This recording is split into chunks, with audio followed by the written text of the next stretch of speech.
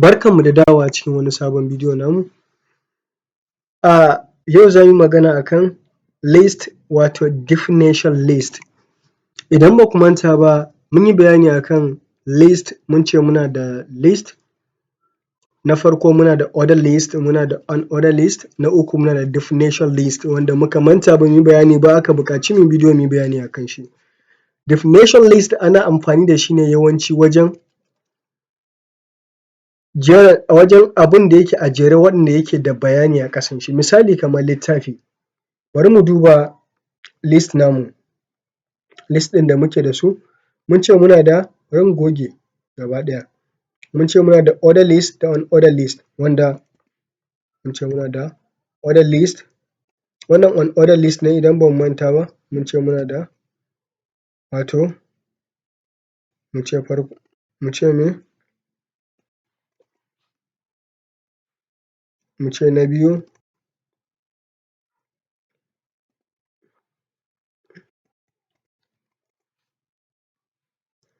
so wannan shi ne muke ce masa me unorder list.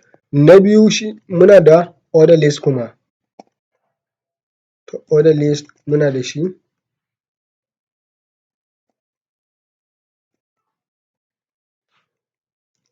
Wato wannan muna da abin da ake ce masa order list da kuma me unorder list. Order list shi ne wanda zai fito mana da jeri da nambobi, unorder list kuma shi ne wanda zai fito mana da me da ɗige-ɗige. Bari mu duba na uku da muke da shi ne kun gani wannan shi ne order list, wannan order list. Na uku muna da list ɗin da muke ce masa definition list ko kuma mu ce description list, duka za ka iya faɗa ko definition ko description. Yanda yake shi ne yanda ake rubuta element nashi shi ne na farko za a rubuta DL, shi ne abin da yake nufi da definition list. Abu na biyu wannan shi ne open tag nashi, closing tag nashi shi ma haka za mu rubuta me DL wato definition list. A ciki maimakon shi mu saka wannan li ɗin, abin da muke sa masa a ciki shi ne abin da muke ce masa list term wato data term hakan nan DT. Wato wannan shi ne maimakon wancan li da muke sawa a order list da kuma unorder list, wannan shi ne za mu rubuta me heading. Misali yanzu mu dawo nan mu rubuta shi a nan, mu ce muna da me, mun ce idan za mu rubuta definition list za mu sa DL ne hakan nan za mu buɗe mu rufe, a tsakiyarsa abin da za mu sa shi ne za mu ce D muka ce T, shi ne na wannan kenan. To yanzu misali in saka in ce littafi na ɗaya, in ce littafi na ɗaya, in ƙara sa wani DT ɗin hakan nan, in sa littafi na biyu hakan nan.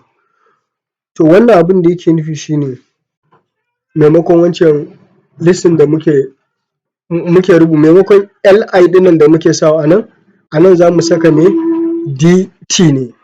To mun ce definition list, wannan ai kamar wannan ne, bambancin su shi ne a ƙasan wancan nan a nan ƙasan shi za mu saka wani tag da element da muke ce masa data definition, wato ɗan bayani akan wannan list ɗin da muka sa, shi ne za mu sa DD, za mu buɗe DD element mu sa, yanzu bayani ne akan me littafi na farko, na ce littafi na farko bari in ce wannan na farko ne.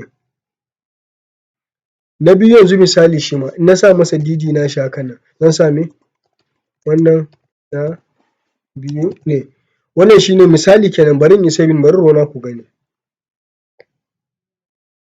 Kun gani littafi na ɗaya wannan shi ne na biyu, to yanda zai fito a wannan maimakon wancan li ɗin da nake sawa a wannan kun gani idan na sa DT a nan shi ne maimakon me li, wannan DD ɗin kuma shi ne definition ɗin nashi, ɗan bayanin da zai fito akan list na farko. Wannan DT na farkon nan shi ne list na farko, wannan bayani ne akan list na farko, wannan shi ne na biyu, wannan bayani a kansa, wannan shi ne yanda ake rubuta definition list ko description list. Mun gode, ku cigaba da bibiyan mu, kar ku manta ku yi subscribe.